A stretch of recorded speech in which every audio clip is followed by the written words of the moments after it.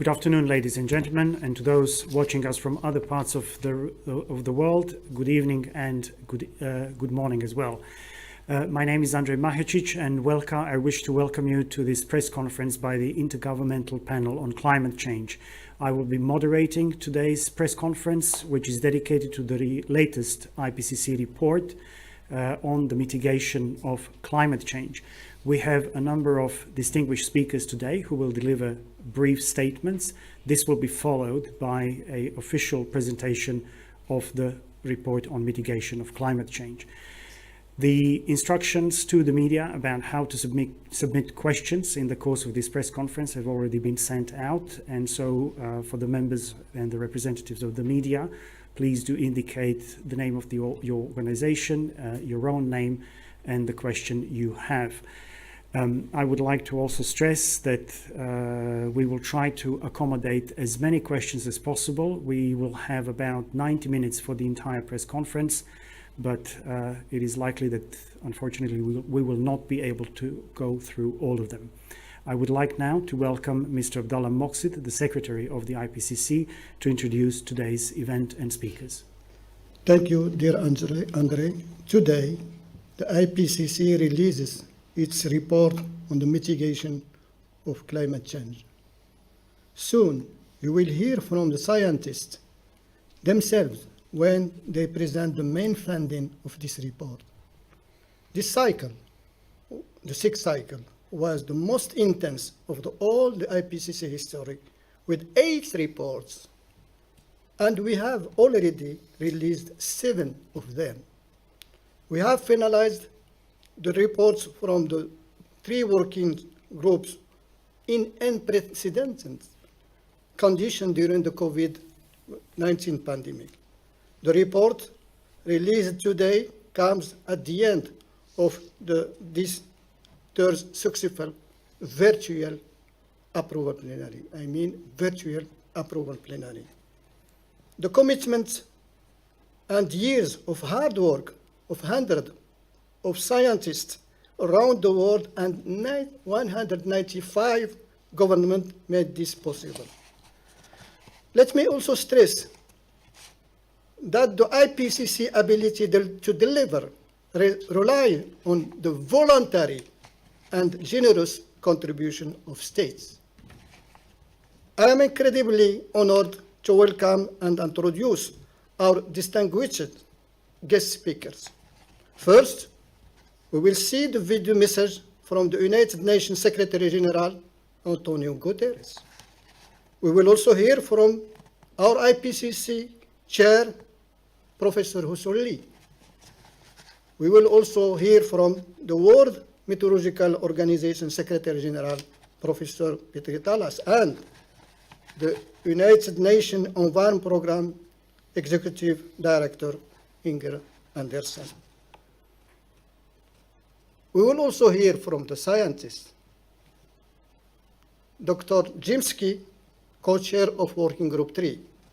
We will hear also from Professor Diana Erg-Vorsatz, Vice Chair of Working Group 3, and we will hear also from Dr. Ramon Pich-Madruga, Vice Chair of Working Group 3.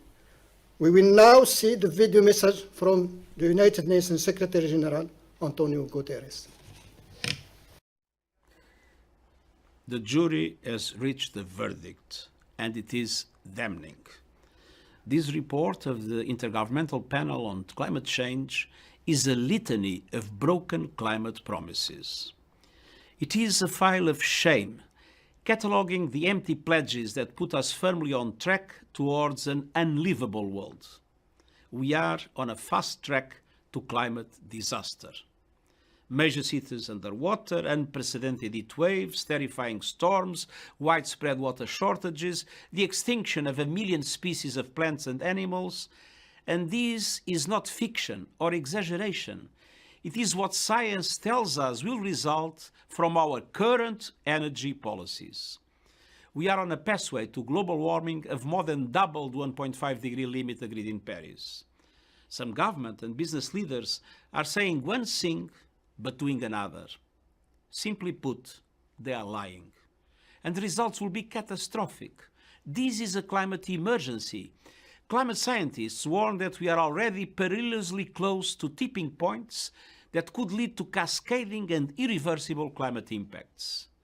But high-emitting governments and corporations are not just turning a blind eye. They are adding fuel to the flames.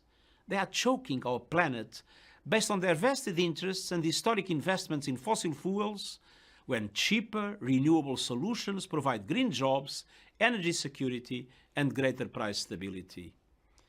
We left COP26 in Glasgow with a naive optimism based on new promises and commitments. But the main problem, the enormous growing emissions gap, was all but ignored. And the science is clear. To keep the 1.5 degree limit agreed in Paris within reach, we need to cut global emissions by 45% this decade. But current climate pledges would mean a 14% increase in emissions. And most major emitters are not taking the steps needed to fulfill even these inadequate promises. Climate activists are sometimes depicted as dangerous radicals. But the truly dangerous radicals are the countries that are increasing the production of fossil fuels. Investing in new fossil fuel infrastructure is moral and economic madness. Such investments will soon be stranded assets, a blot on the landscape, and a blight on investment portfolios. But it doesn't have to be this way. Today's report is focused on mitigation, cutting emissions. It sets out viable, financially sound options in every sector that can keep the possibility of limiting warming to 1.5 degrees alive. First and foremost, we must triple the speed of the shift to renewable energy. And that means moving investments and subsidies from fossil fuels to renewables now. In most cases, renewables are already far cheaper. It means governments ending the funding of coal, not just abroad, but at home. And it means climate coalitions made up of developed countries, multilateral development banks, private financial institutions, and corporations with adequate technologies supporting major emerging economies in making this shift. It means protecting forests and ecosystems as powerful climate solutions. It means rapid progress in reducing methane emissions. And it means implementing the pledges made in Paris and Glasgow. Leaders must lead. But all of us can do our part. We owe a debt to young people, civil society, and indigenous communities for sounding the alarm and holding leaders accountable.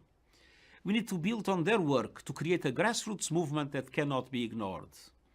If you live in a big city, a rural area, or a small island state, if you invest in the stock market, if you care about justice and our children's future, I am appealing directly to you. Demand that renewable energy is introduced now at speed and at scale. Demand an end to coal-fired power. Demand an end to all fossil fuel subsidies. Today's report comes at a time of global turbulence. Inequalities are at unprecedented levels. The recovery from the COVID-19 pandemic is scandalously uneven. Inflation is rising, and the war in Ukraine is causing food and energy prices to skyrocket. But increasing fossil fuel production will only make matters worse. Choices made by countries now will make or break the commitment to 1.5 degrees. A shift to renewables will mend our broken global energy mix and offer hope to millions of people suffering climate impacts today. Climate promises and plans must be turned into reality and action now. It's time to stop burning our planet and start investing in the abundant renewable energy all around us. I now invite the chair of the IPCC, Dr. Hoesung Lee, to take the floor. We have just heard a very important message from the United Nations Secretary General Antonio Guterres. The IPCC report before us today is a powerful evidence that we have the great potential to mitigate climate change. We are at a crossroads. This is the time for action. We have the tools and know-how to limit warming and secure a livable future. Today's report marks the completion of the scientific trilogy.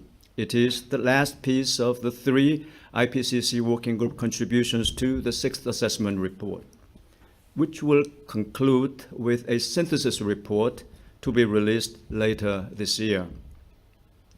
This Working Group 3 report provides the most recent scientific knowledge on the mitigation of climate change. It complements the report on the state of global warming, which was released last summer, and the report on the climate risks and adaptation released just last month. Together, they confirm that IPCC is the authoritative scientific voice of the United Nations on climate change, and that the IPCC is the unique interface between climate science and policymaking. I'm confident that the policymakers around the world, especially the COP27 in Egypt later this year, will benefit greatly from the 4 IPCC reports, and that these reports will be the backbone of the climate deliberations, decision-making and action on a global, regional, and national level. Thank you. Thank you, Dr. Lee. We will now see a video message from the WMO Secretary General Petteri Talas. Very high on the global agenda as well. Dear participants of the IPCC Working Group 3 press conference, dear Jim Skia, you have been heading the writing team, and I would like to thank also the UK government for all the support that you have given for the success of this report. The road has been a little bit bumpy, and you have been forced to work much harder than you expected, but I think that the end result is great. We are at the moment facing very challenging times. We have learned from about this brutal war in Ukraine, which also has an impact on the media environment, and that has meant that attention to this long-term major challenge for the welfare of humankind and biosphere has been a little bit lower than it used to be before this war. And this war that is ongoing in Ukraine, it has an impact also outside of Ukraine. It has an impact on food security, prices of food, and also prices of energy. And this is going to hit especially less developed countries, as is the case of climate change as well. We have already seen rises of energy prices, both electricity and fossil fuels, and that's very high on the global agenda as well. And in the best case, this would speed up the reduction of the use of fossil energy and also speed up green transition.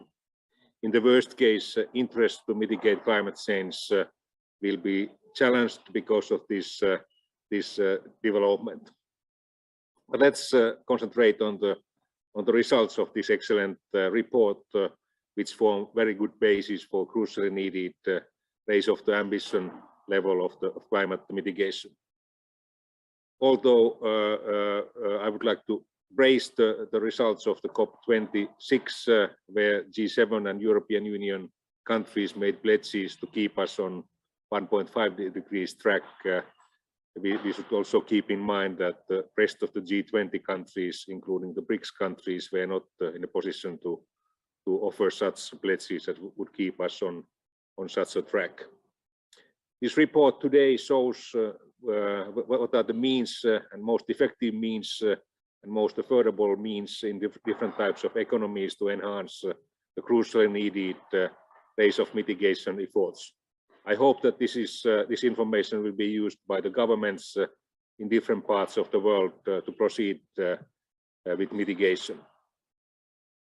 The Working Group 2 report, which was published some weeks ago, was showing that every corner of the earth is already affected by climate change. And the report today shows that every region in the world had also an impact on climate change problem today. Classically, we have been thinking that only the developed countries which have used most of the fossil resources so far are responsible for that.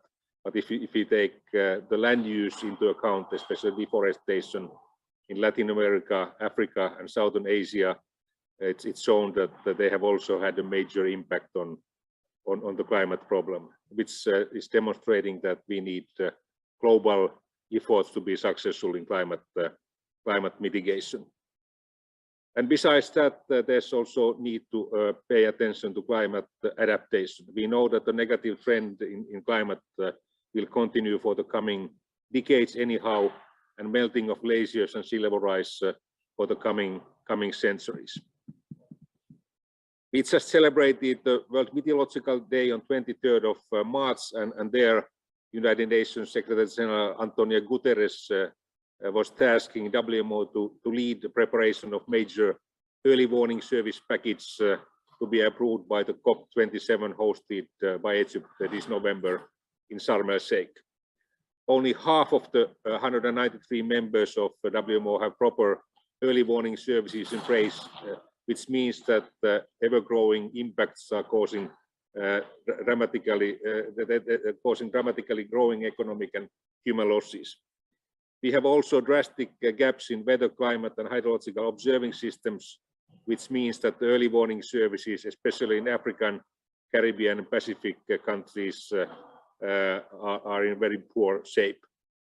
There's an urgent need to invest in basic weather, climate, and water observing infrastructures to enhance the early warning service abilities of especially LDC and SIDS countries. UN aims at reaching 100% global coverage of early warning services by the end of 2028 through investments and capacity building of meteorological, climate, and hydrological infrastructures and education of related national expertise. So to conclude, we have two urgent challenges ahead of us: adaptation and mitigation. Both financing, visionary political decisions, and concrete actions are needed for the sake of the welfare of current and future generations and our biosphere. Thank you. I would now kindly invite Inge Anderson, the UNEP, the United Nations Environment Programme Executive Director, to take the floor.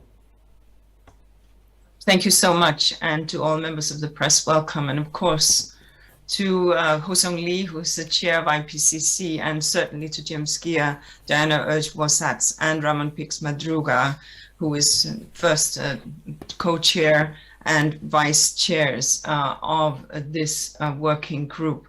Today we present an important report, part of the trilogy that Petri referenced in his recording. As you know, this is the third report from the IPCC during this current assessment cycle, and it now completes the full picture of the climate crisis that is facing humanity. And as we heard from the Secretary General, it is not a pretty picture. The first two IPCC reports told us that climate change is here and now, and causing huge disruptions in the natural world and to human well-being. This report tells us that we're still not doing enough to cut greenhouse gas emissions, confirming the findings of UNEP's 2021 emissions gap report. The last 2 decades saw the highest increase in emissions in human history, even though we know how much trouble we're in. The next decade cannot follow the same pattern if we are to hold warming this century to 1.5 degrees Celsius. Half measures will not halve greenhouse gas emissions by 2030, which is what we need to do. And we all need to go in on this. The IPCC tells us that we have the knowledge and the technology to get this done through a rapid shift from fossil fuels to renewable and alternative fuels, through moving from deforestation to restoration, through backing nature in our landscapes, oceans, and cities, through transforming our cities into green and clean spaces, and through behavior changes to address the demand side of the equation. Now, such an opportunity did present itself when countries rolled off their docket stimulus packages to help kickstart economies when we faced COVID-19 pandemic. But on the green scorecard, we failed, loud and clear.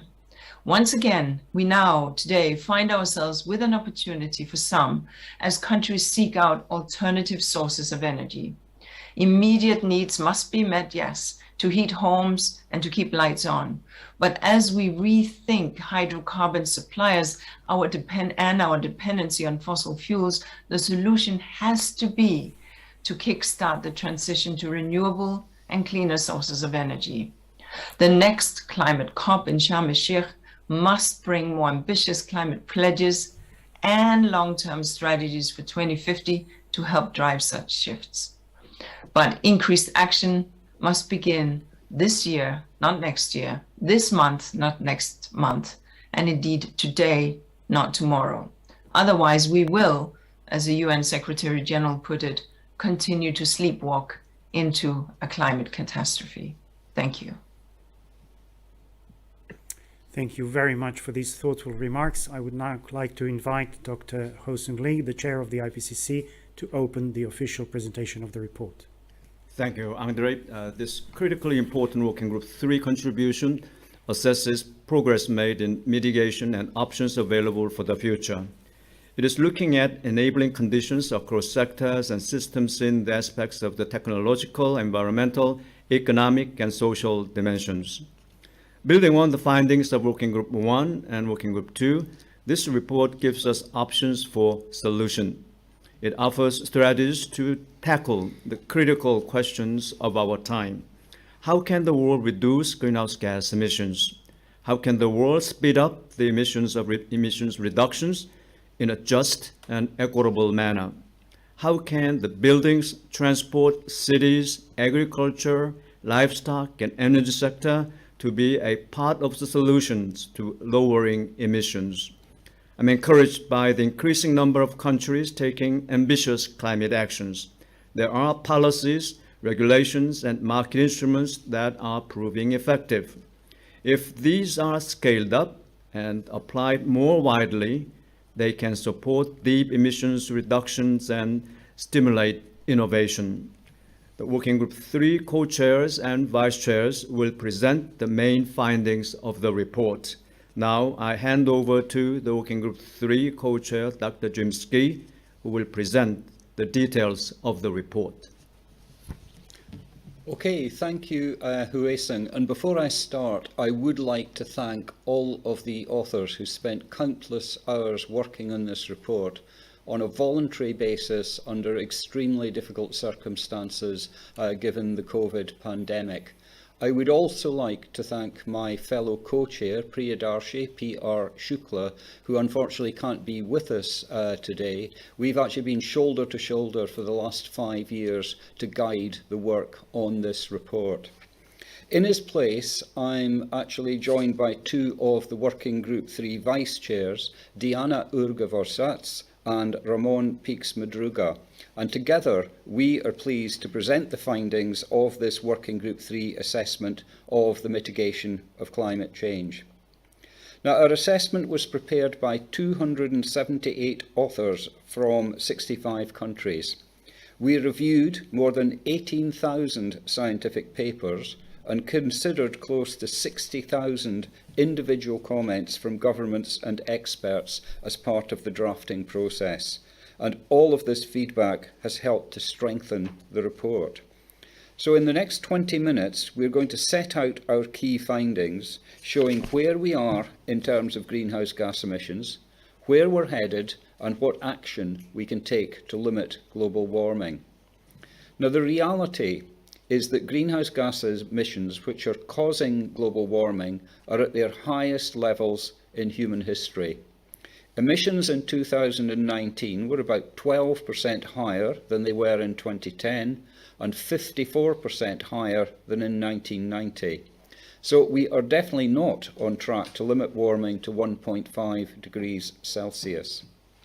But there is increased evidence of climate action, and the average annual rate of growth in global emissions has slowed in the last decade from 2.1% per year in the early part of this century to 1.3% per year between 2010 and 2019.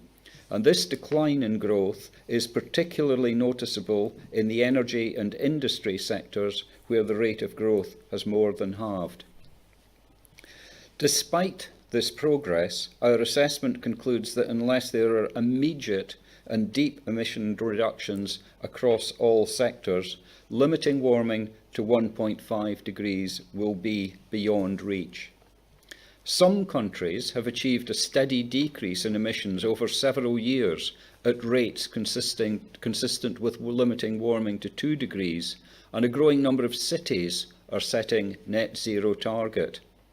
An increased range of policies and laws have enhanced energy efficiency, reduced rates of deforestation, and accelerated the deployment of renewable energy. And climate laws that result in reduced or avoided emissions are present in 56 countries, covering more than half of global emissions. One notable success is around renewable energy. Since 2010, there have been sustained decreases in unit costs, with reductions of 85% for solar energy, 55% for wind power, and 85% for batteries. And in some cases, costs have fallen below those of fossil fuels. And at the same time, we've seen big increases in installed capacity, as this figure shows. Now, looking at policies that were implemented by December 2020, we conclude that, without strengthening mitigation efforts, greenhouse gas emissions are projected to lead to warming of 3.2 degrees.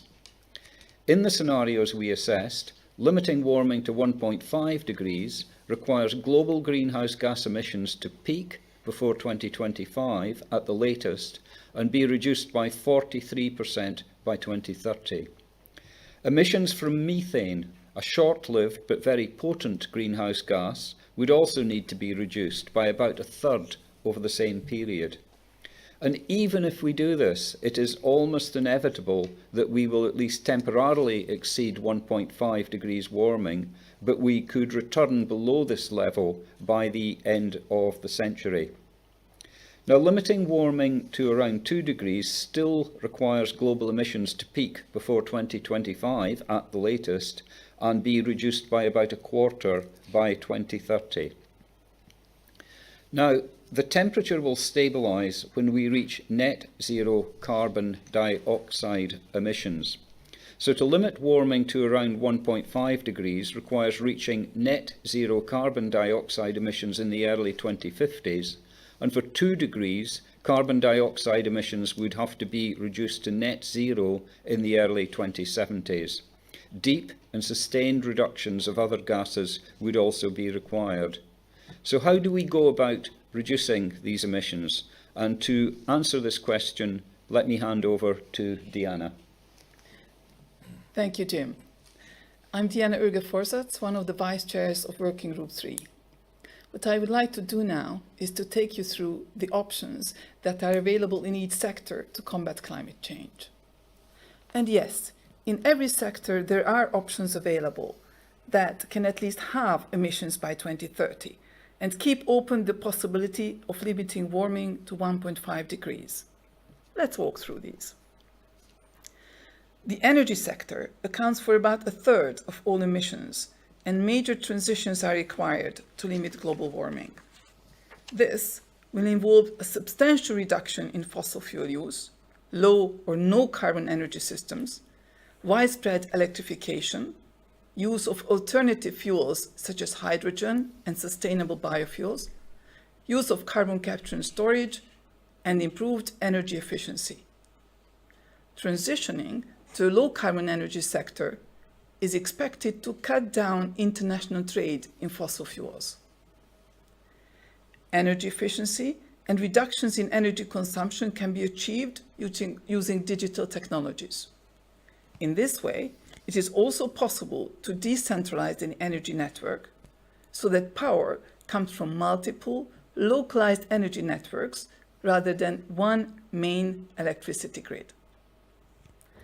Electricity systems powered by renewables are becoming increasingly viable, but it will be challenging to supply the entire energy system in this way. Changes to our lifestyles and behavior can reduce our carbon footprint, as well as improve our health and well-being. There is untapped potential here to bring down global emissions by between 40 and 70% by 2050, but only if the necessary policies, infrastructure, and technologies are in place. Of the 60 actions we assessed in this report, on an individual level, the biggest contribution comes from switching to walking and cycling and using electrified transport. Other effective options include reducing air travel and adapting our houses. Shifting towards balanced, plant-based diets is an option. Wealthier individuals have the highest potential for reductions as investors, consumers, role models, and professionals. While there is mitigation potential in many regions of the world, in some places, people require additional housing, energy, and resources for human well-being.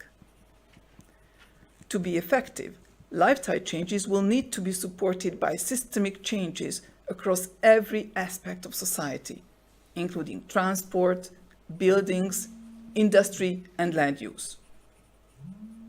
Looking at the transport sector, reducing demand plays an important part in reducing emissions, and low-carbon technologies are also key. Electric vehicles offer the greatest potential, as long as they are combined with low or zero carbon electricity sources.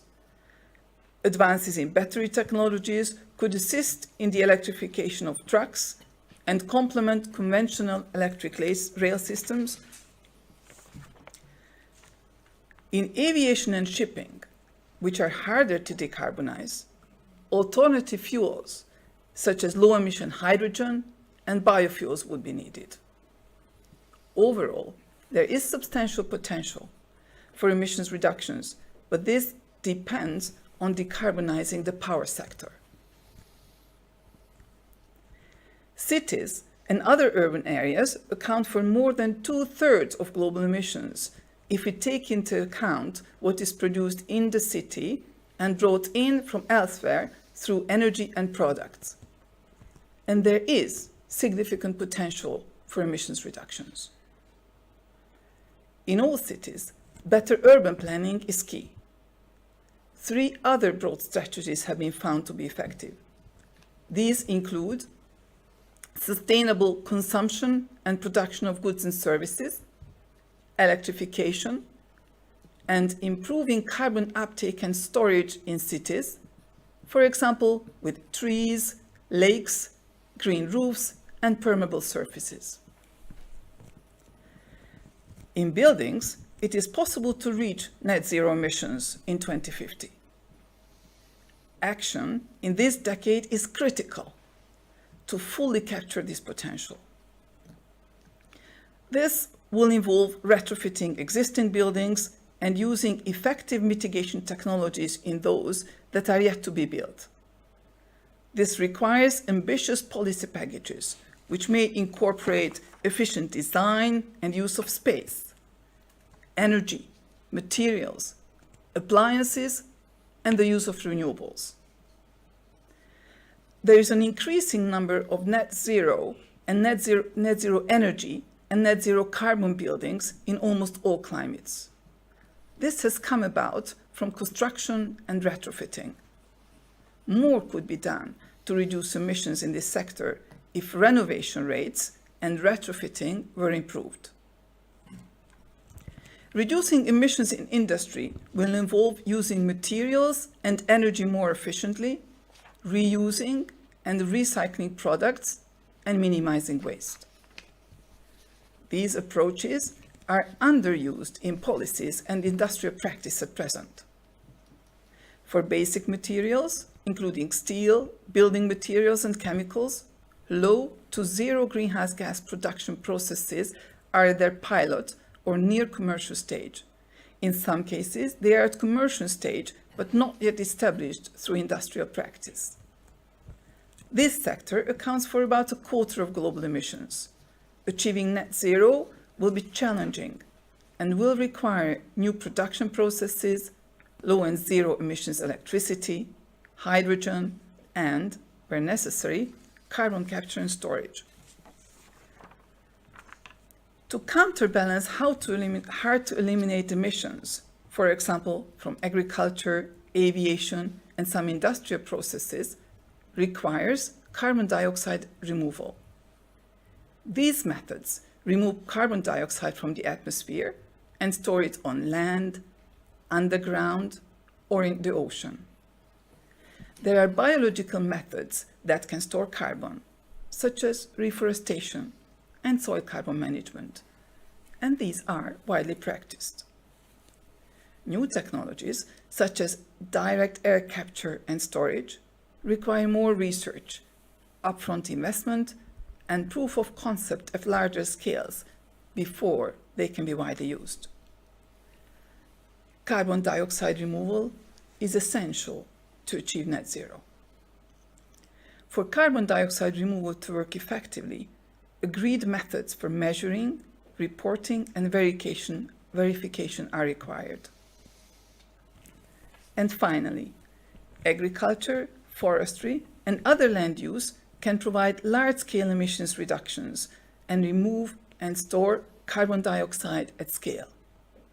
This can be done by protecting and restoring natural ecosystems, including forests, peatlands, coastal wetlands, savannas, and grasslands.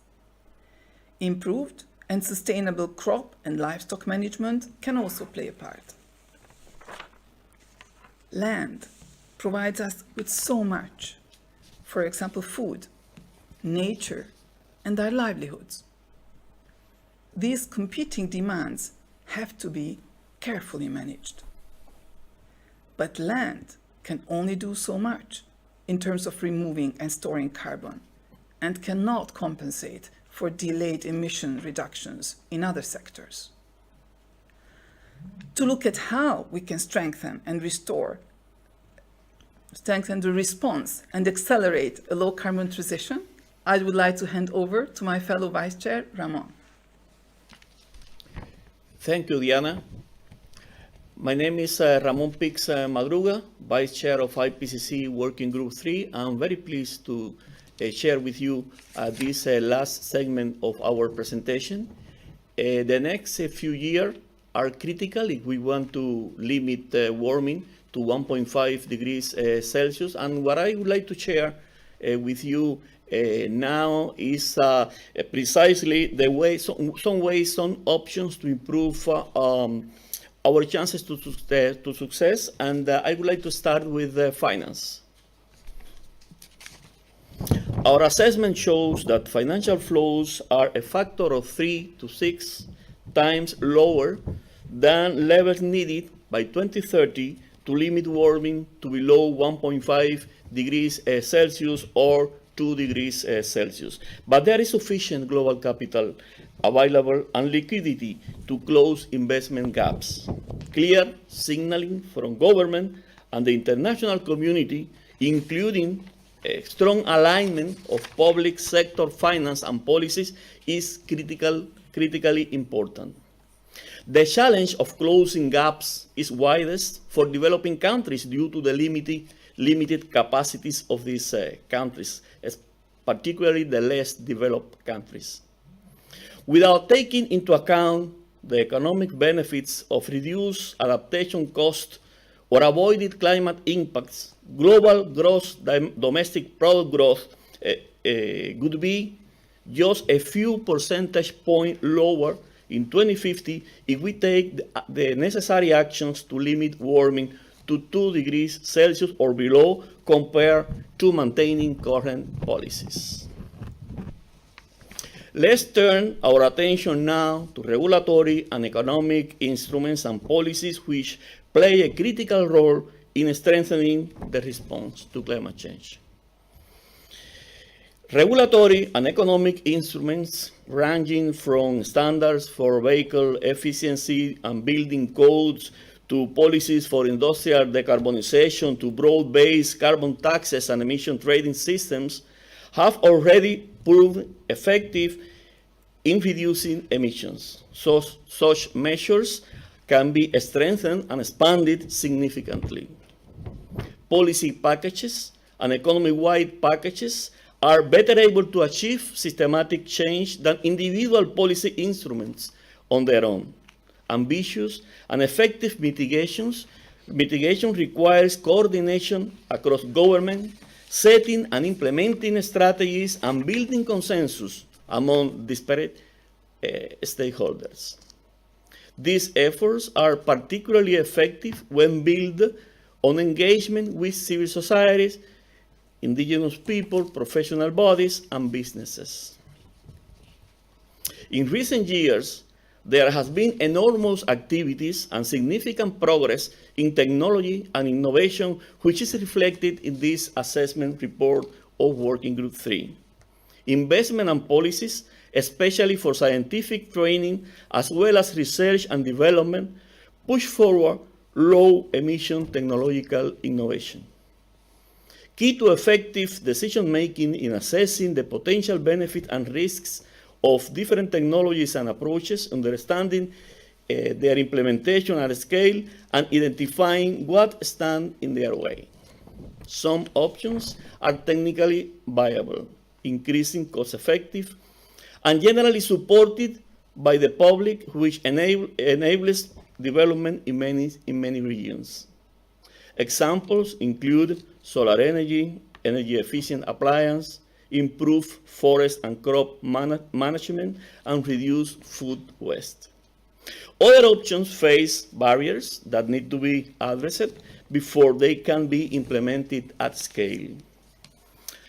Adoption of low-emission technologies is slower in most developing countries, particularly the less developed countries, due to their limited capacities. In all countries, actions to limit global warming that result in wider benefits to societies can increase the pace, depth, and breadth of emission reductions. Accelerated and equitable climate action in mitigating climate change and adapting to climate change impact is critical to sustainable development. In this report, we show how mitigation goes hand in hand with achieving many of the sustainable development goals. We see that equity and just transitions can lead to deeper ambitions for accelerated climate action. Many countries and regions are already applying just transition principles. In our assessment, we look at how mitigation actions can lead to sustainable development. Here are two examples, and let me start with actions in urban areas. As we focus on just one option, green and blue infrastructure, we see that green roof and facade, networks of parks and open space, wetlands, and urban agriculture can not only absorb and store carbon, but at the same time achieve many other sustainable development goals, as you can see with the square in these graphs. For example, they can reduce pressure on urban sewer systems, reduce flood risks, and heat island effects. They can also deliver health benefits from reduced air pollution. Focusing now on land use, avoiding deforestation, and sustainably managing soils, forests, and livestock can mitigate climate change. These actions align well with the sustainable development and can also result in responsible production, improved livelihood, and food security.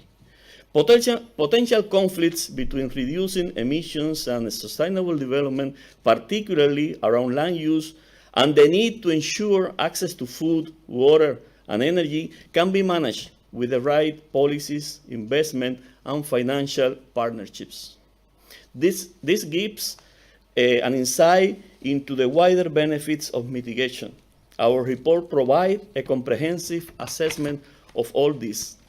And for now, I would like to hand back to my colleague, Professor Jim Ski. Okay, thank you, Ramon.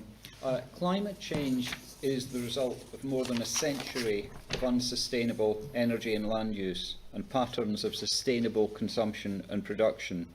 And what this report has done is to show how taking action now can move us towards a fairer and more livable world.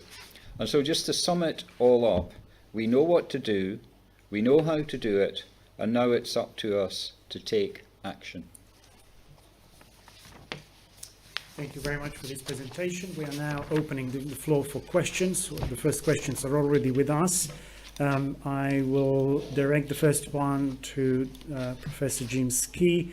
Your SPM, this is from the New Scientist magazine, Adam Vaughan. Your SPM says that global emissions must peak by 2025 and fall 43% by 2030 in, quote, in global modeled pathways that limit warming to 1.5 with no or limited overshoot, at end quote. What examples does the report hold to suggest that this is feasible? And what the global emissions rose 5.5% last year and have never fallen that fast. Yeah, well, what the report absolutely makes clear is that we're not talking about business as usual if we are going to address the challenge of climate change. So we don't look at the immediate past and say we expect that pattern to continue. The message is very clear. The governments of the world have set targets in the Paris Agreement or the Paris goals of limiting warming to 1.5 or maybe 2 degrees. And what we have done is set out very clearly, it's almost through the laws of physics and chemistry, that that is what would need to happen if we were to limit warming to these levels. Now, we're very conscious of the question about this big change of direction. So the report does contain within it lots of assessments of the feasibility of the individual options that Diana especially was taking us through. And it also has an assessment about the feasibility of actually the kind of system changes that would be needed. And just to say, the longer we put off action in terms of addressing climate change, the bigger the feasibility challenges will be. And that is a very, very clear message of the report. Thank you very much for that. The next question is from Deborah Kroll, the Indigenous Affairs reporter from Arizona Republic. This is the question for Diana. Indigenous people fear that the move to conserve more land will end up removing them from those lands and result in not only homelessness, but decreasing biodiversity that made them attractive. How could they be included in conservation instead of being excluded from their ancestral home? Thank you very much for that question. Actually, there are several aspects of our report that are relevant to this question. For example, first we show that actually restoration of ecosystems and preserving some of the land in its original ecosystem status is very important. In fact, one of the most important options in our land, how we can reduce emissions. What we also show that any option that we want to implement will have negative impacts on some consumer groups or some stakeholders, some parts of businesses or of the society. And in order to manage these, the best option is to involve these stakeholders from the beginning of planning these actions, and we especially emphasize indigenous peoples that these are especially important to involve. Also, they can also have special wisdom to us in which we can benefit from when we plan these opportunities. Thank you very much. The next question is from New Hampshire Public Radio. It's directed to Ramon.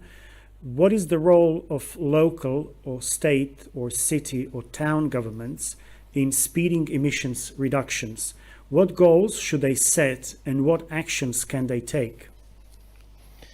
First of all, I would like to say that when talking about solutions and responding to climate change, the starting point is thinking in terms of inclusive actions that consider not only the national governments, but also a variety of stakeholders including, of course, the local communities, including the subnational governments, but also participation of professional bodies, businesses, and different stakeholders that, of course, should be not only part of the problem but also part of the solution. And in that sense, we have been experimenting in the recent past. I would say a movement, a trend to an considerably increase in the participation of the subnational entities and also local community in the context of looking for solutions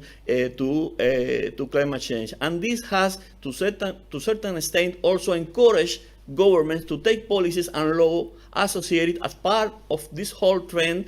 This has encouraged and to the national government to think and to take approved policies and laws that directly or indirectly, let's say for instance through energy policies and so on, contribute to climate action, contribute to climate responses. It's a crucial element indeed, thinking in terms of the inclusiveness that is needed and equity in terms of thinking on policies and responses to climate change. These two concepts are as crucial as part of the whole concept of just transition. I mean, how equitable is the process, how inclusive is the process, and in that sense, the local communities, the indigenous people, and the other stakeholders that I already mentioned are crucial components, crucial ingredients. Thank you very much for that response. We have the next question from the Times of India, and it's directed to the United Nations Environment Programme Executive Director, Inger Andersen. The question is the following. Many banks are promising to eliminate fossil fuels advancements, and corporates are promising net zero, which may not be believed by everybody. The UN Secretary General has formed an expert group to take stock of the progress of these claims. How do you feel and how much this is possible and to achieve net zero by 2050? Well, thank you very much. I think we've just heard from the presentation that it is a major shift, and that goes for government, but it certainly also goes for banking. And so accordingly, therefore, we are very clear that it is easy to make the claim and harder to deliver on this claim, whether it's on the government side or on the banking side.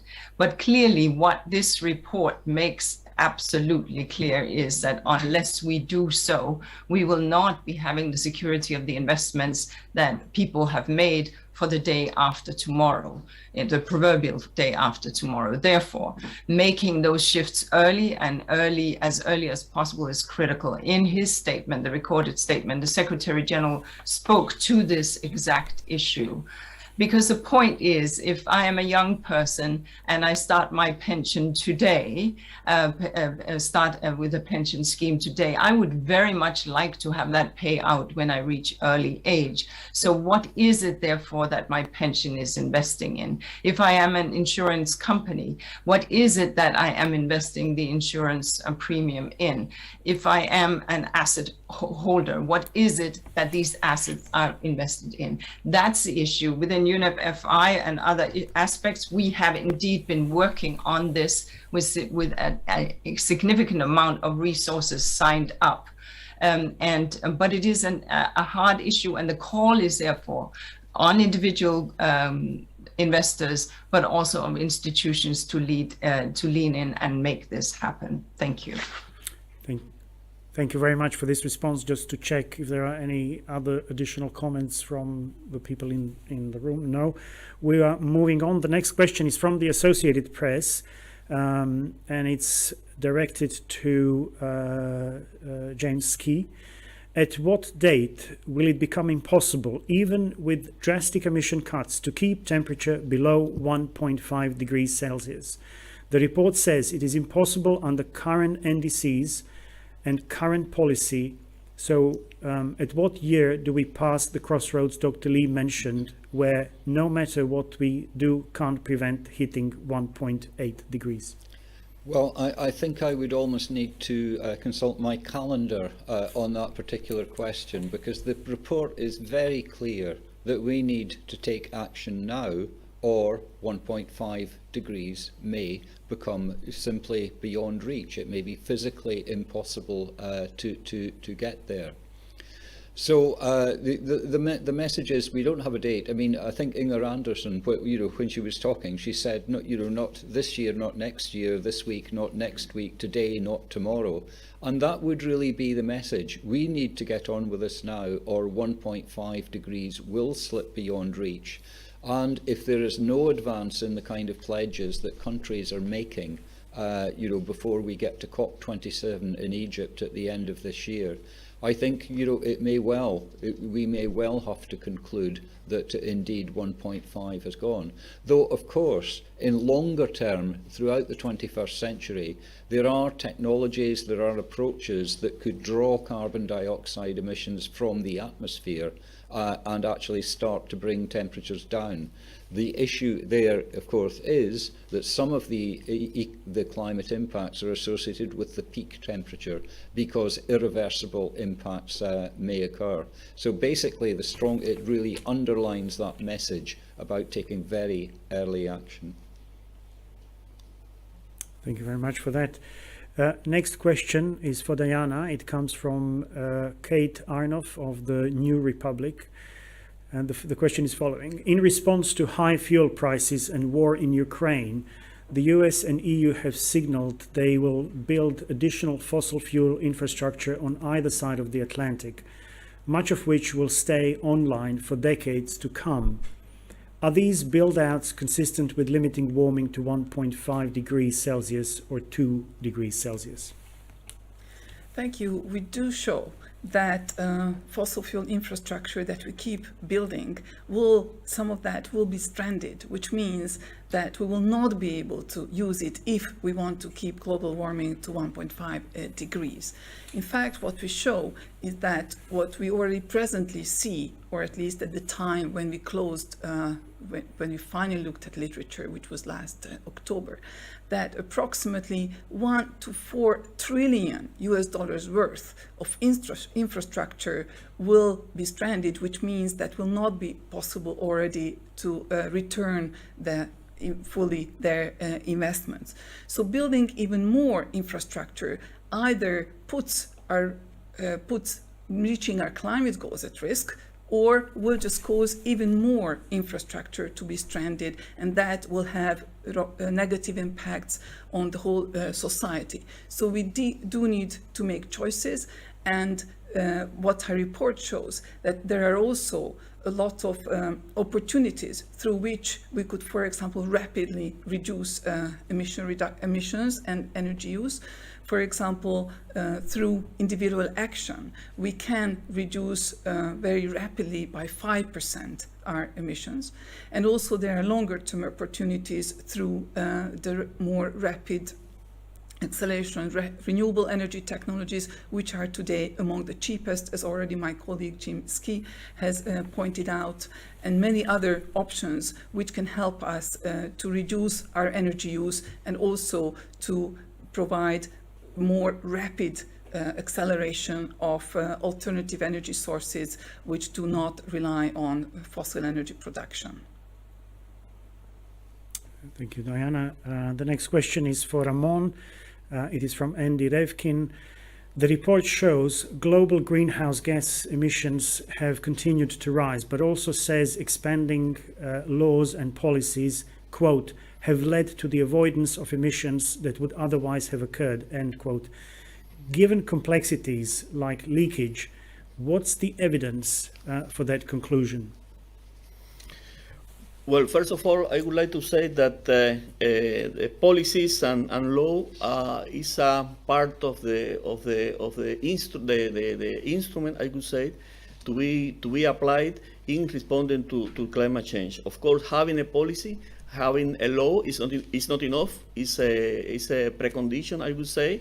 But to to having a result, an effective result out of that policies, out of those laws. Necessarily, we would need an implementation process that, as I said before, should be inclusive, should be effective, should consider the different participation of the different stakeholders, and it is a set of conditions that should be taken into account to have a chance of success as a result of this process.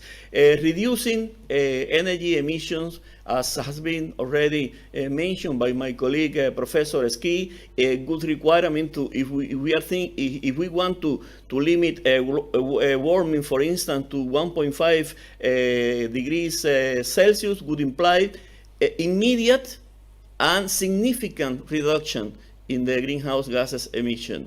And also, it means accelerated mitigation, but also it should be equitable mitigation. So the policies and laws in practice should consider this aspect. Also in the implementation process should consider this aspect that should be, I would say, a precondition for having a success as part of those processes. I mean, in short, the response is not enough. Of course, we have been experimenting in the recent past. As I mentioned in my presentation, there has been a considerable increase in the adoption of policies and law, and this is a positive signal, of course. This is a positive signal in terms of governance, in terms of interest with regard to participating in the solutions or responses to climate change. Is a positive, is a necessary condition, but it's not a sufficient condition. We need to think also in the part of the implementation, and to the extent that those policies and law are not only adopted but also properly implemented in an equitable way and an inclusive way and an immediate sense, as has been mentioned. Of course, would be successful. Otherwise, the gaps would remain. Thank you. I believe Professor Ski also wants to add on this question. Yeah, I mean, I think it's a really good question to ask. We can have laws, we can have things written on pieces of paper, but do they actually make a difference on the ground? And does it make a difference to emissions? Now, in fact, the report that we've written does assess literature from quite a number of studies that have tried to address that question very directly. Some of the studies by looking backwards and trying to assess what kind of changes in emissions have occurred. And other studies which kind of look forward and try to predict the effects of policies and regulations that have come into place. So there are actually specific numbers in the report and specific numbers in the summary for policymakers, and some of the estimates lead to a guess that an estimate of about maybe 3.5% of current global emissions. Our emissions would have been 3% higher had these laws and policies not been put in place. And other estimates actually go much higher. They suggest that emissions would have been 10% higher than they currently are if we hadn't had these laws and policies. So, we can lament the fact we are beginning to slow the pace of growth of greenhouse gas emissions. It could have been higher if we had not taken action. And the challenge now is really to step up the pace of that action. We have the tools, we have the regulations, we have the policies. We need to make them tighter, and we need to spread them more widely in order to make changes. Thank you very much for that contribution. The next question is again for Diana. It's from Amy Westerveld from The Guardian.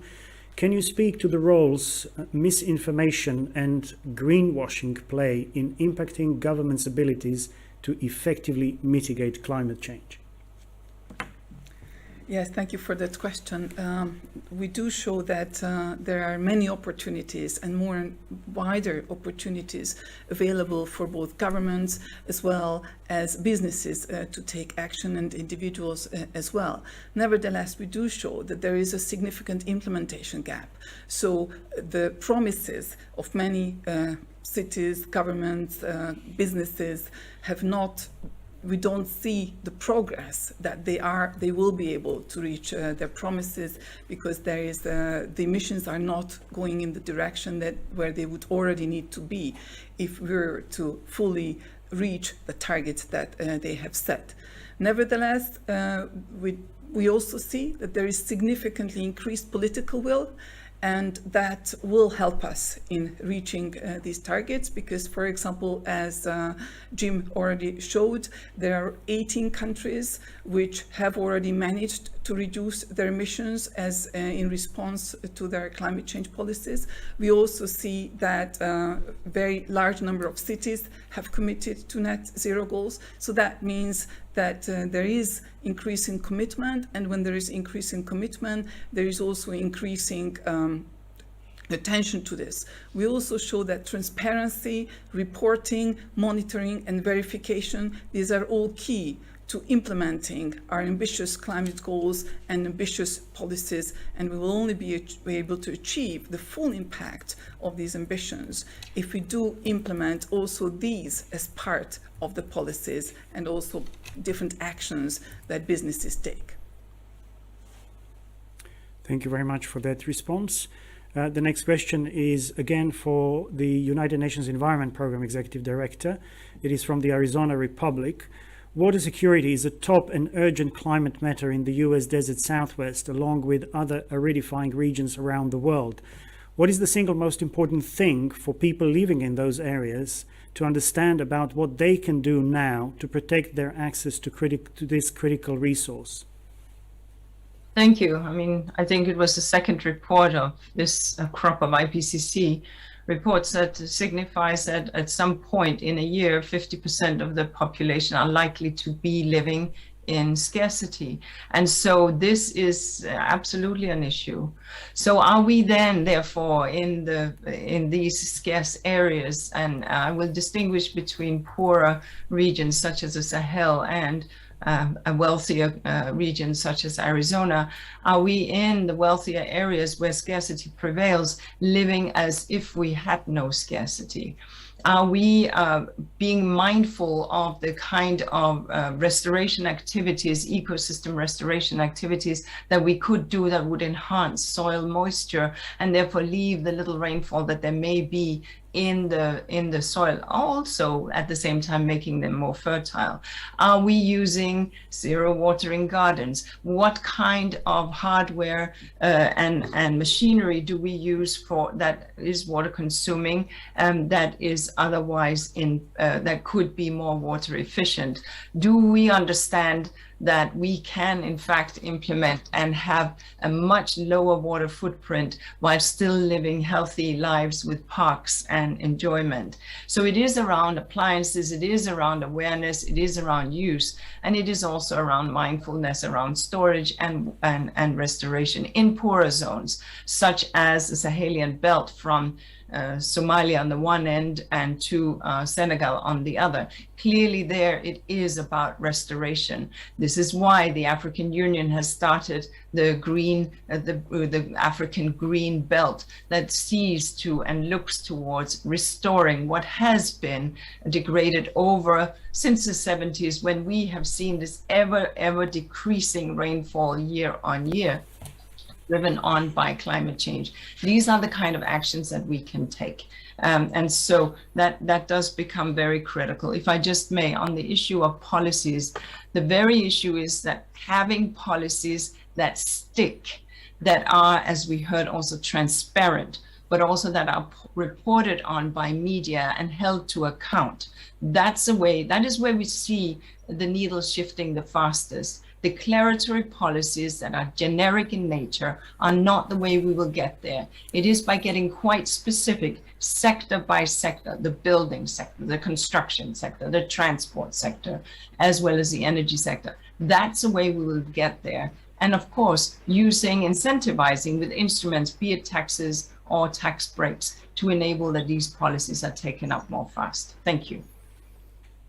Thank you very much. We are also seeing some interest in the actual work of the IPCC. The Secretary mentioned in his opening remarks the voluntary contributions by states, as well as the pandemic. So to summarize those in a two-part question, what kind of support the IPCC is enjoying from the member states, and what has been the impact of the COVID-19 pandemic? This is a question for Dr. Abdallah Moqsid.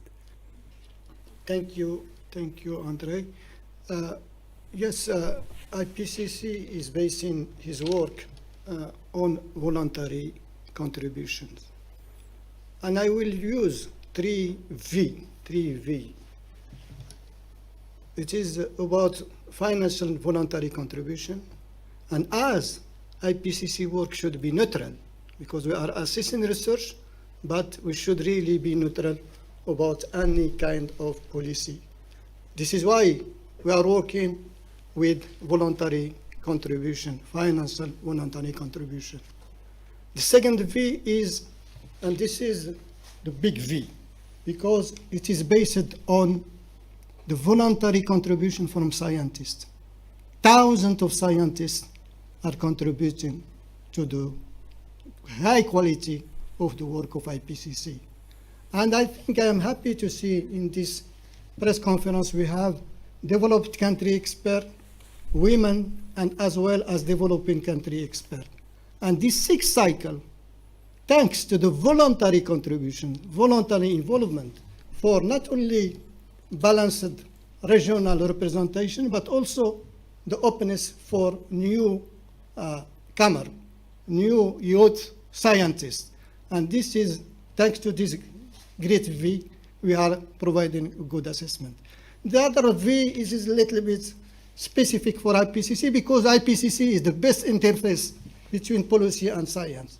And we were not about to achieve an approval if we didn't have voluntary disposition from government to listen to scientists to come with a consensus and also a sort of summary policymaker, that bring government and scientists in same table. Yes, of course, the sixth cycle was a little bit, particular, because it was the most intense in the history of the IPCC. We are releasing 8th report, but also we faced the COVID-19 pandemic. And I am happy to say that for the 3 reports, 3 contribution, working group 1, working group 2, working group 3 approval session, all this approval session were handled in virtual platform. And this, of course, requested a huge IT support, huge mobilization, but there are also some positive aspects. I can just give you the example of this plenary. We did have almost 1,000 registered delegation. 1,000 participants were participating or the negotiation of this plenary, because it is virtual. But of course, we demonstrated that we managed the pandemic. The pandemic didn't stop IPCC to deliver, and we are hoping next time we have it in person. But anyway, we will be able to use this virtual platform to manage any situation, thanks to all the disposition and all the collaborative work. And this is something I want also to highlight. I think this 6th cycle was also a demonstration that there was excellent collaboration between the 3 working group of IPCC, as well as between the Secretariat and all the technical support unit under this 3 working group. This is what I want to say. Thank you. Thank you very much. I believe the chair of the IPCC would also like to add a few words. Yes, thank you. A couple of minutes ago, there were questions about the effectiveness of climate mitigation and also some policy instruments. And these are very, very important questions. And I just want to highlight a couple of data that AR6 found.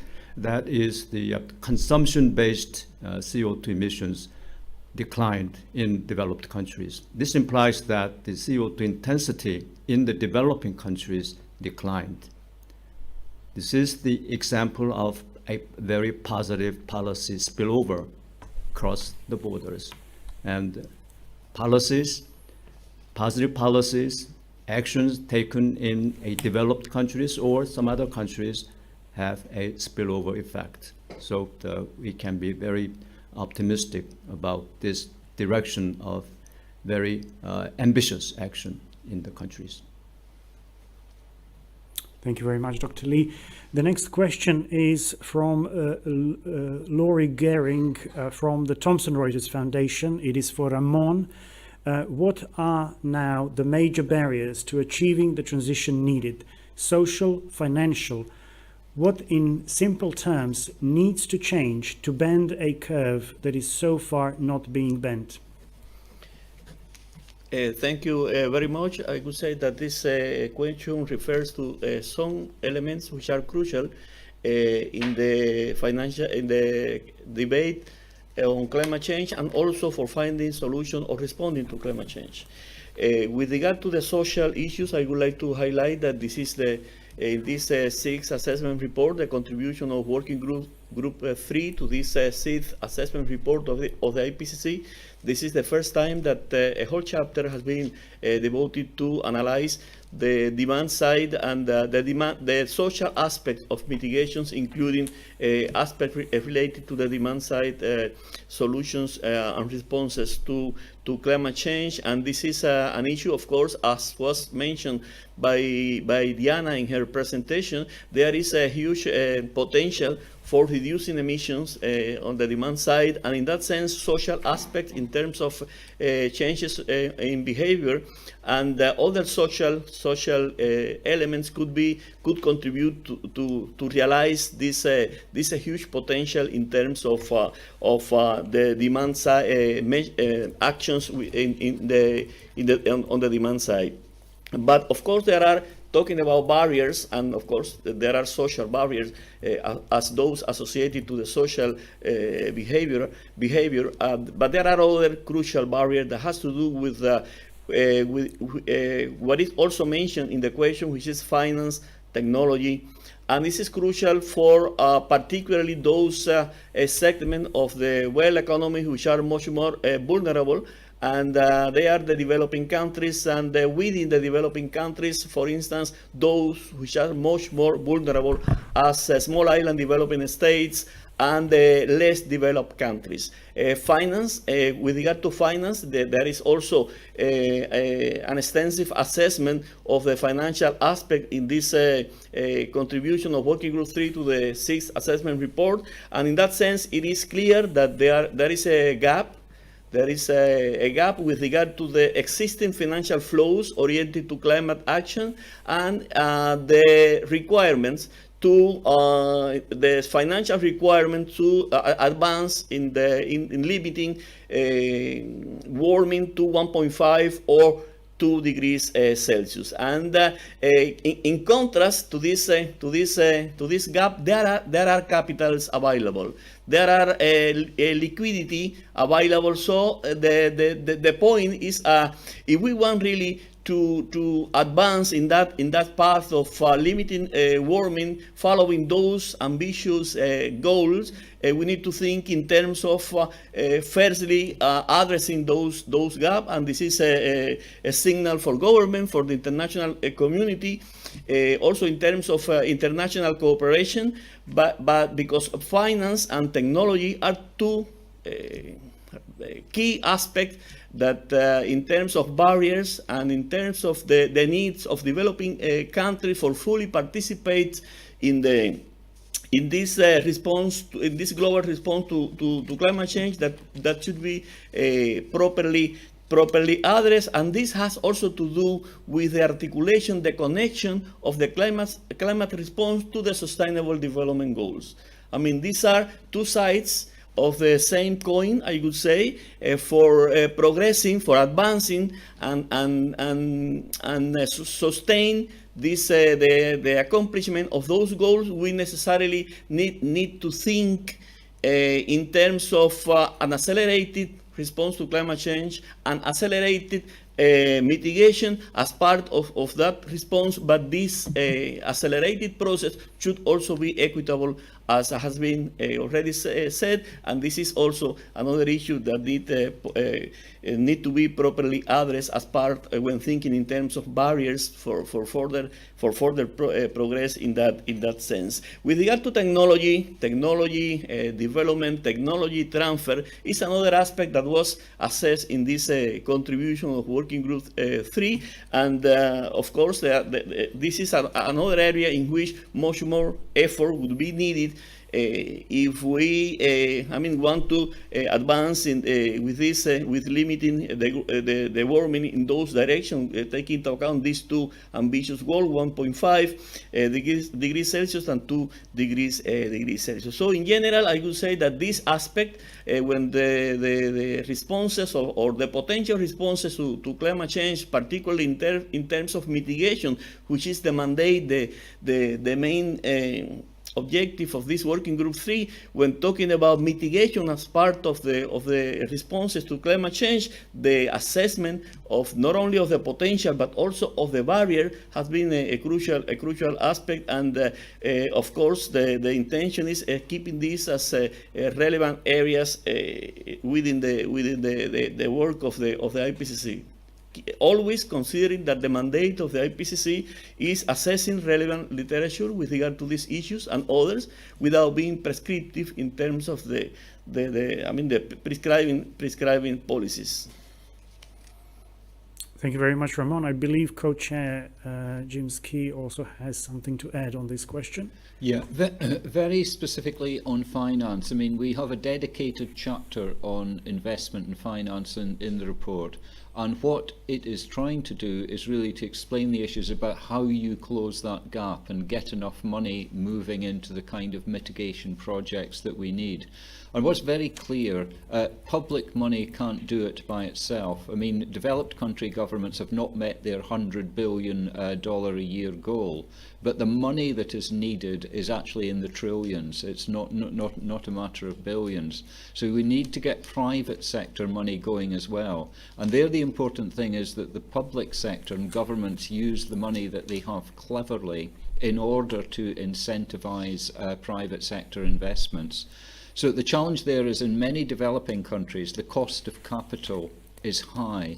So public governments need to put in place steps and use instruments that bring down that cost of capital to make the projects more investable.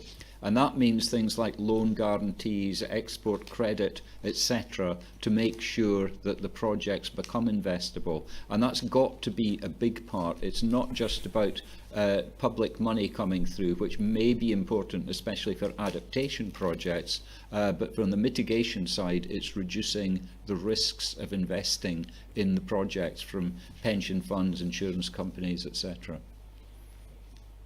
Thank you very much for that. Just to alert our panelists, we have about 8 more minutes to go. We'll try to squeeze as many questions as possible. Please bear that in mind.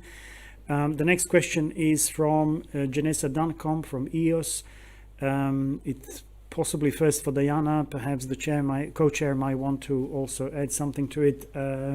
Here's the question. Pandemic shutdowns led to the largest annual drop in global energy-related carbon dioxide emissions since World War II. And broad economic pain. How does the scale of the drop in 2020 compare to what's needed each year to limit warming at 1.5 or 2 degrees Celsius? And what is essential for limiting economic strain?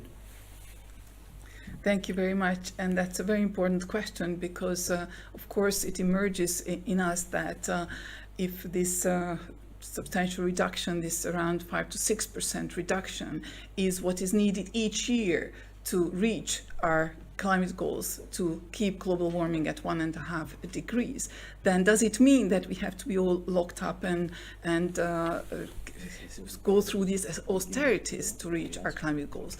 But our report shows that, in fact, the opportunities that we show have actually options to improve our lives. So we show many options. For example, if we design cities better, that means if we don't have to get into our cars to travel far away, because the jobs and the homes and the shopping are near to each other, and we are able to walk, or we are able to cycle because there is a safe and bicycle infrastructure. This actually doesn't only cut greenhouse gas emissions significantly, but will also help us with being more healthy, and also cutting urban air pollution. That is also one of the biggest sources of air pollution related health effects and death.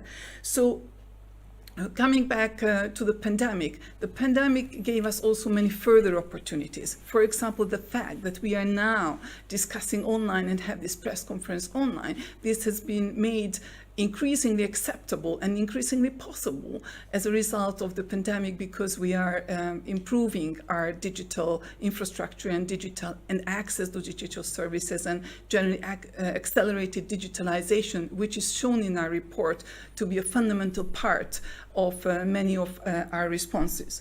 Nevertheless, the pandemic also increased many of these barriers that have been just discussed. For example, it needs to be acknowledged that hundreds of millions were pushed back into extreme poverty. Also, many countries have accumulated substantial debt, and that will also be an important barrier to them responding to climate change.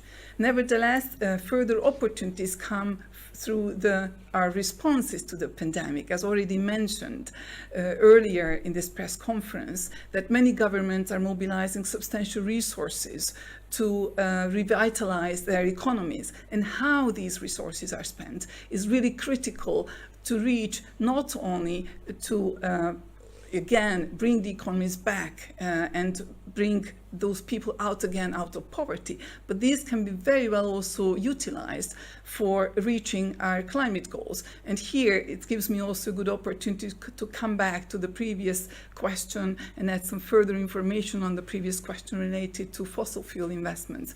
Because if we invest in for example, zero energy buildings, which I have already mentioned that these are becoming increasingly available all throughout the world. Also, we can now retrofit buildings to be net zero. These give us opportunities not only to cut our energy use, but also to improve the health and well-being of the people.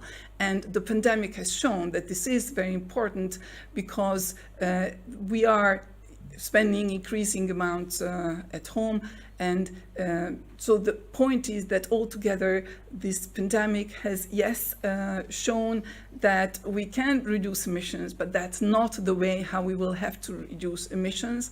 But there are many opportunities through the responses to the pandemic, which can accelerate our actions so that we can reduce our energy use and related emissions in the scale that was as a result of the pandemic. Also, if we can go to co-chair Yeah, Jimski. let me be quick. Looking at the time, we've got a new chapter on demand and consumption, and what that makes very clear, it's not human behaviour alone that is going to get emissions down. It's a mixture of access to and provision of infrastructure and technology. And of course, during the pandemic, it was all done by human behaviour. We all locked ourselves up in our homes and didn't travel. That's not the way to get emissions down in the long term, because you will not see the social acceptability of such an approach. So I think there are very big limitations to the analogy between the kind of experiences we had, especially in 2020, and how you would go about getting demand and emissions down in the long term. That needs planning, it needs investment in infrastructure, it needs provision of and access to technology.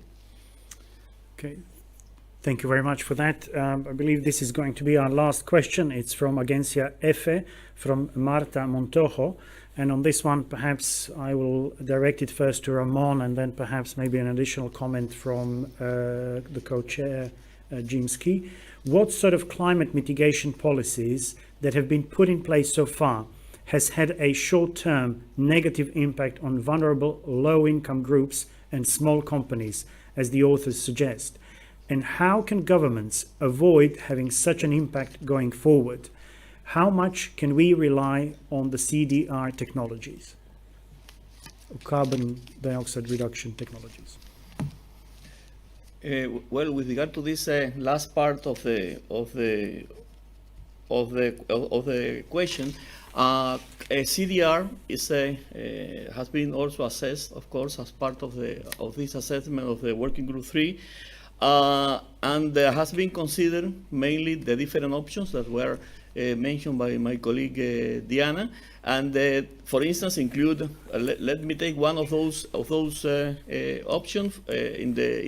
regard to land-based solutions or land-based mitigation. In that case, for instance, reforestation, reduce reforestation, reduce deforestation could be part of this, but because contribute to the capture of carbon, in that case biological sequestration of carbon, and in that sense it has a positive effect in terms of contributing to climate change mitigation. I mean, that's part of this the positive side of this technology.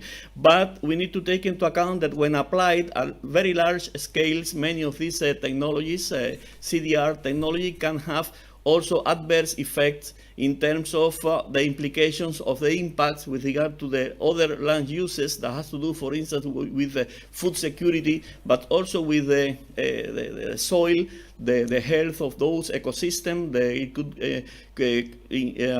imply the soil deterioration. It can have negative implications for biodiversity. I mean, all these potential side effect that in many cases are associated to the scale in which these technologies are applied were assessed in this contribution of Working Group 3. Of course, as I said, these CDR technologies are not only considered for land-based responses. There are other options that were also mentioned in terms of the ocean, geological sequestration, and so on. But I took this specific example with regard to the land responses, because there we can see many of these positive in terms of mitigation and adverse side effect with regard to the other negative implication in other areas. Thank you very much. Co-Chair Ski. Yeah, okay, that was two massive questions for the price of one there, actually. Just thinking about potential negative effects, and they don't have to be negative if they're managed properly. For example, the move to electric vehicles. They're more expensive to buy and they're cheaper to run, and that can affect people on low incomes who don't have the access to the capital to take them up. So that's the kind of thing where you need the policies in place to actually make it work and make it equitable.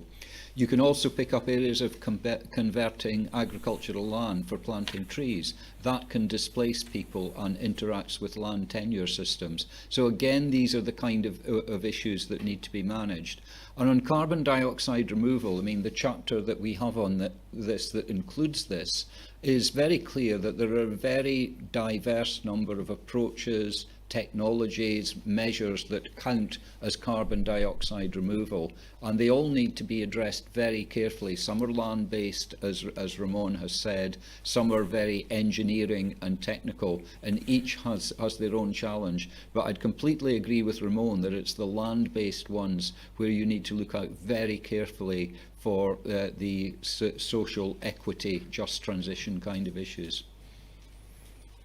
Thank you very much. And actually, the last question is also for you. It is from the Washington Post, and it's the following.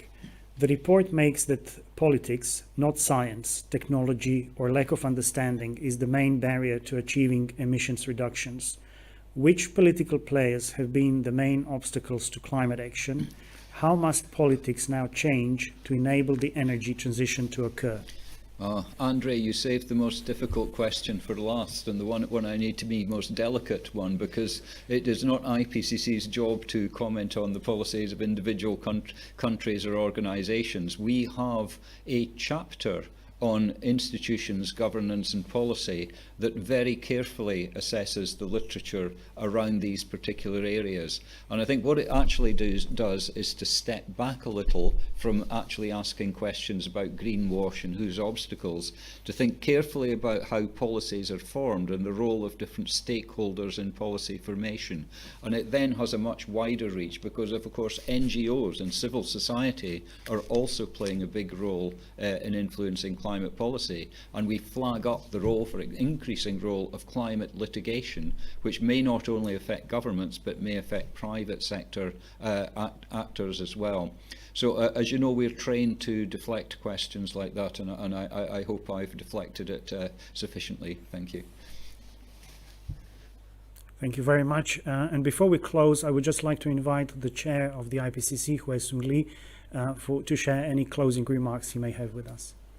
Thank you very much. And this report, as you know very well, is released under the rising oil prices. And the oil prices is changing almost every day. And remember, 2 years ago around this time, exactly April 20th of 2020, the oil price was minus $40 per barrel. So this is the world. And therefore, this increases rapidly rising oil prices would be just a blip in our journey to the path to net zero. And the world sooner or later will realize that this net zero path would be independent of changes in oil prices. Our data support that. Working group, this 3 report indicated that for last 10 years, the CO2 intensity declined globally, regardless of changes in the oil prices, which was very volatile. So we wish to convey that message to the world. Thank you very much. I wish to thank all of the panelists for their time today and for sharing the scientific findings of the Working Group 3 report, the 3rd contribution to the 6th assessment cycle, which will be concluded in autumn this year when the synthesis report will be again delivered to the public, to the world. I would also like to thank the representatives of the media for attending this press conference. Take care and see you soon. Bye-bye.